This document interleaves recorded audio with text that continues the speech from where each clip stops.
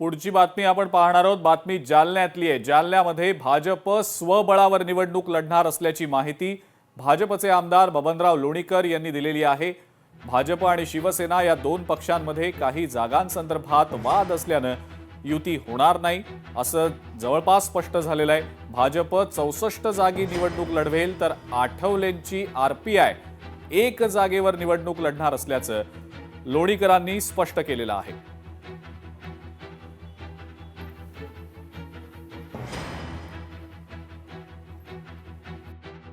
राज्याच्या धोरणामध्ये काही निकषामध्ये स्टँडिंग नगरसेवक कोणाला कोणते द्यायचे त्याच्यावर एक थोडंसं कामचे प्रॉब्लेम होते।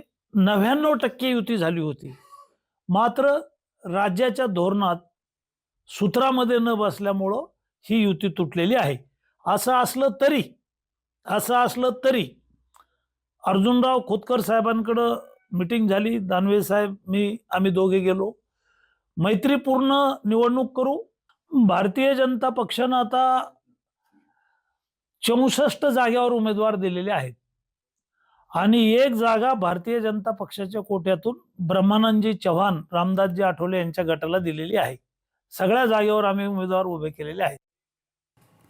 तर तिकडे ठाण्यामध्ये शिंदेंच्या शिवसेनेमध्ये मोठं नाराजी नाट्य रंगल्याचं दिसतंय। नितीन लांडगे यांनी सर्व पदांचा राजीनामा दिलेला आहे। पक्षातनं उमेदवारी न मिळाल्यानं त्यांनी आपल्याकडे असलेल्या सर्व पदांचा राजीनामा दिलाय। नितीन लांडगे हे एकनाथ शिंदेंचे निकटवर्तीय मानले जातात आणि ठाण्यामध्ये युवा सेनेचे कार्यकर्ते असलेले नितीन लांडगे उमेदवारी न मिळाल्यानं नाराज झालेले आहेत।